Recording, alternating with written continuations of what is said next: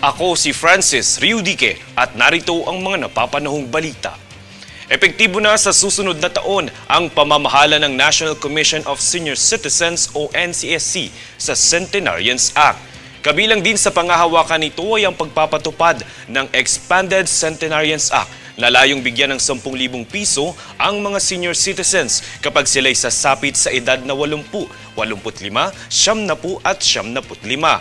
Sa ilalim ng Republic Act 10868 o Centenarians Act of 2016 ay makakatanggap ng 100,000 piso ang mga matatanda na umabot na sa 100 taong gulang.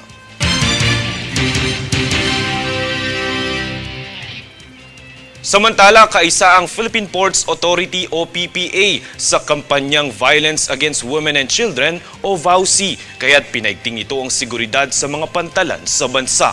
Yan ang balitang hatid ni Daniza Lopez. Inilunsad ng Philippine Ports Authority o PPA ang iba't ibang programa at information drive na magtitiyak sa kaligtasan at seguridad ng mga pasahero sa pantalan kontra karahasan at diskriminasyon. Ito'y bilang pakikibahagi sa kampanyang Violence Against Women na nagpapahalaga at nagpoprotekta sa mga kababaihan laban sa anumang uri ng pang-aabuso. Siniguro rin ng ahensya na kasapi sa isinusulong nito ay ang pagpoprotekta rin sa anumang kasarian ng isang individual, kaya't handog nito ang gender-neutral na mga palikuran bilang simbolo ng suporta sa mga LGBT community. Bukod dito ay tiniyak din ng PPA na mahigpit na ipinatutupad sa mga pantalan ang Safe Spaces Act o ang Bawal Bastos Law, kaya't itinaguyod nito ang CCTV sa mga terminal. Ipinabot naman ni PPA General Manager Jace Santiago na bukas ang social media page ng ahensya para sa anumang reklamo o karahasan na maaaring masaksihan o maranasan. Daniza Lopez nag-uulat para sa One Media Network.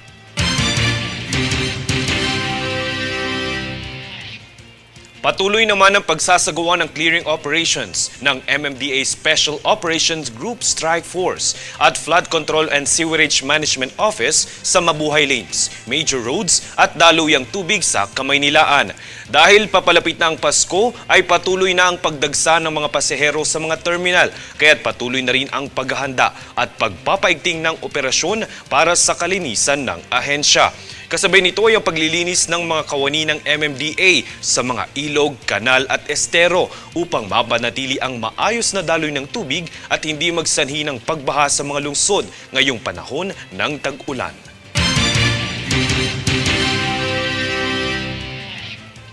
Kami ang boses ng pagbabago. Ako si Francis Riudique at ito ang News Force. Sa ulo ng mga balita, Bulkang Mayon nakapagtala ng isang raffle event. 14 na surrogate babies sa Cambodia kikilalanin bilang Pilipino. Mga sanggol planong iuwi sa Pilipinas. Ikalawang impeachment complaint inihain na laban kay VP Sara. Congressman Jude Asidre naghain ng Anti-Solicitation to Murder Act matapos magbanta ni VP Sara. Korte Suprema pinahihintulutang gamiting ebidensya ang mga chat log, video sa mga kasong kriminal. Igilas handa na para sa eFIBA Season 3 World Finals sa susunod na linggo. Patas at pantay na balita, komprehensibong ulat para sa pulso ng masa. Ito ang News Force.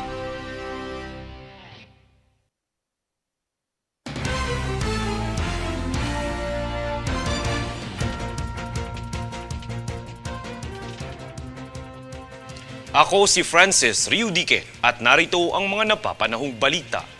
Nilagdaan na ng Department of Energy at Department of Finance ang kasunduan na gawing exempted ang mga rehistradong electric cooperatives o ECs mula sa lokal na buwis at iba pang mga bayarin. Ayon kay DOE Secretary Rafael Lotilla, ang exemption na ito ay mahalagang hakbang upang bawasan ang pinansyal na pasanin ng mga kwalipikadong ECs.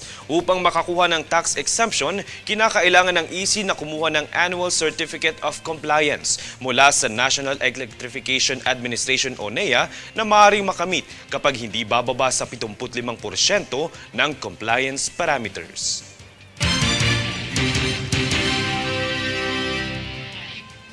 Pinahihintulutan bilang ebidensya ang mga chat logs at videos batay sa desisyon ng Korte Suprema.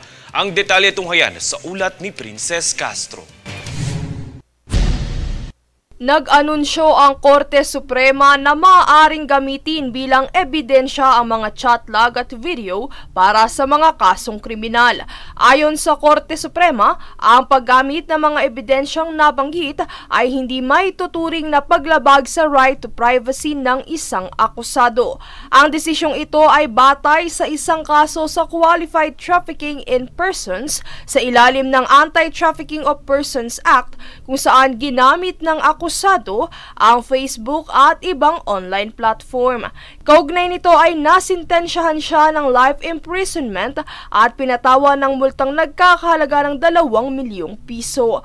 Sa pagpapatibay sa hatol sa akusado, sinabi ng korte na ang mga video at recording ng mga chat logs nito at ng pulis ay maaaring tanggapin bilang ebidensya. Kakibat nito ang pagtanggi ng korte sa mga argumento ng naturang akusado na inadmissible ang nasabing ebidensya dahil sa paglabag sa kanyang privacy rights. Ito ay dahil sa ilalim ng Republic Act No. 10173 o Data Privacy Act of 2012, pinahihintulutan na ang pagproseso ng sensitibong personal na impormasyon upang matukoy ang kriminal na pananagutan ng isang tao, gayon din na ang maprotektahan ang mga karapatan at interes ng mga tao sa paglilitis sa korte. Paliwanag pa ng korte, walang paglabag sa right to privacy dahil ang mga chat log at video ay sinumite bilang ebidensya para masuri ang criminal liability para sa qualified trafficking. Giit pa ng korte, ang mga nakalap na ebidensya ay pinresinta para ipakita ang paraan ng akusado para makipag-ugnayan sa mga dayuhan sa pamamagitan ng Skype o Facebook at pag-aalok ng mga menor de edad para sa sexual na pananamantala. Princess Castro nag-uulat para sa One Media Network.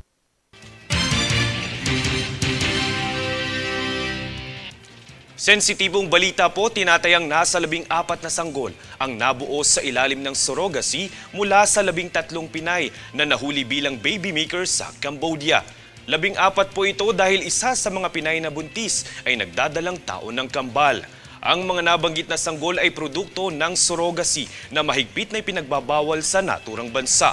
Bagamat maaaring kumaharap sa hamon ang DNA ng mga bata dahil hindi ito katulad ng sa surrogate mother, ituturing pa rin ang mga sanggol na ito na bilang Pilipino dahil mga Pinay pa rin ang kinikilalang ina ng bata alinsunod sa ating batas. Inaalam pa ang magiging kapalaran ng mga sanggol, ngunit pinaplano na ring iuwi ang mga ito sa Pilipinas sa pangangalaga ng Department of Social Welfare and Development at National Authority for Child Care. Pag-aaralan pa kung makakabuti ba sa mga batang ito na ipa-adapt sa ibang pamilya alinsunod sa kagustuhan ng nanay.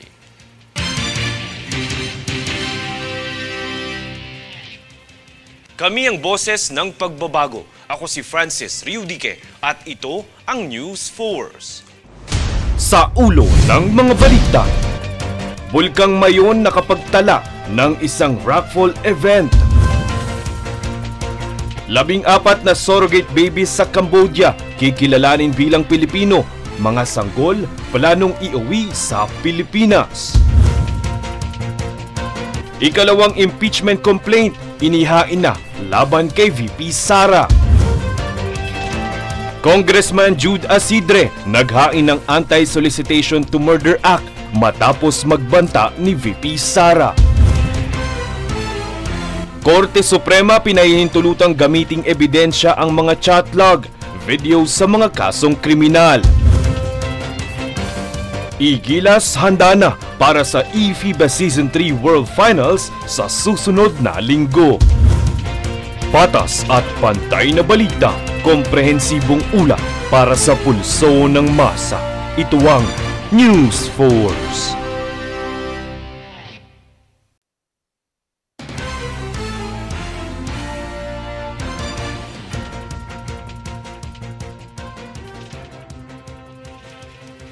Ako si Francis Riudique at narito ang mga napapanahong balita. Naghain si Representative Jude Asidre ng House Bill No. 11166 upang parusahan ang sinumang maghihikayat ng pagpatay kasunod ng pagbabanta ni Vice President Sara Duterte sa planong pamamaslang laban kina Pangulong Ferdinand Marcos Jr. at iba pang mga opisyal. Layunin ng panukala na labanan ang karahasan sa lipunan, lalo na kung ito'y nagmumula sa mga may kapangyarihan. Nagbabala rin si Asidre na dapat managot ang mga opisyal ng gobyerno sa kanilang mga aksyon upang mapanatili ang integridad ng batas.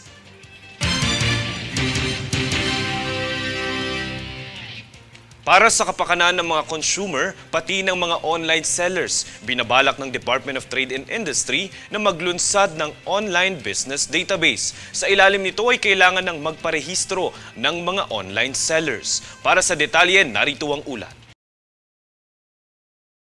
Isa ka na din ba sa naging biktima ng scam sa online shopping? Tulad sa isang video na ito kung saan ayon sa naturang post, speaker na may dalawang microphone dapat ang kanyang inaasahan. Ngunit ang dumating ay mga pakete lamang na wet wipes. Makikita naman sa isa pang video na sa halip na pinapangarap na in-order na drone ang matatanggap na nagkakahalaga ng 30,000 pesos ay mga tipak ng bato ang laman ng parcel. Ilan lamang ito sa mga insidente ng scam sa online shopping sa kasalukuyan. Isa ito sa inaasahang solusyonan sa plano ng Department of Trade and Industry o DTI na paglulunsad ng online business database. Ayon kay DTI Undersecretary Mary Jean Pacheco, laman ng naturang database ang mga rehistradong online sellers. Layo nitong mamonitor ang bawat online sellers nang sa ganun ay maiwasan ang mga issue ng scam at para din sa kaligtasan ng mga consumer. Sa pamamagitan umano ng naturang plano, magiging responsable ang mga online sellers dahil madali silang mahahabol ng pamahalaan kung lumabag man sila sa mga kaukulang batas. Are we going to ask payment in the registration so that you'll be part of the online business database? For now, I don't want to put the cart before the horse, but for now, wala po tayo munang ganun because it's ease of doing business. No? Ngunit sa kabila nito, maaaring ang mga online sellers na nagtitinda ng mga regulated products ay maaaring may ilabas na pera para legal na makapagbenta. Ito ay dahil dapat umanong makakuha ng permit o lisensya ang naturang mga sellers mula sa mga concerned agencies ng pamahalaan. Halimbawa, kung ikaw ay nagtitinda ng mga cosmetics o makeup, dapat na magkaroon ng lisensya o permit mula sa Food and Drugs Administration o FDA.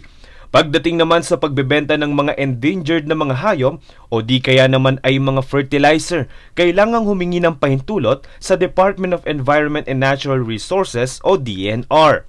Bagamat inaasahang bababa ang bilang ng mga online sellers dahil sa bagong regulasyon, kumpiyansa ang DTI na hatid nito ang proteksyon sa mga consumer at online sellers.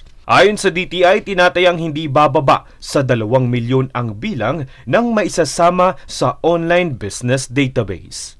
Francis Riudique, nag-uulat para sa One Media Network.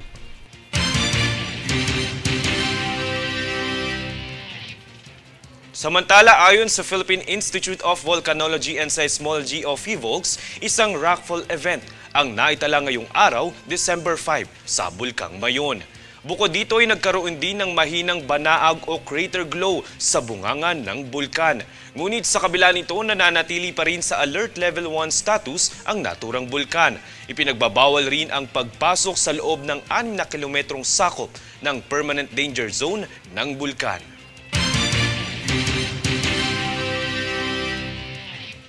Kami ang boses ng pagbabago. Ako si Francis Riudique at ito ang News Force. Sa ulo ng mga balita, Bulkang Mayon nakapagtala ng isang rockfall event.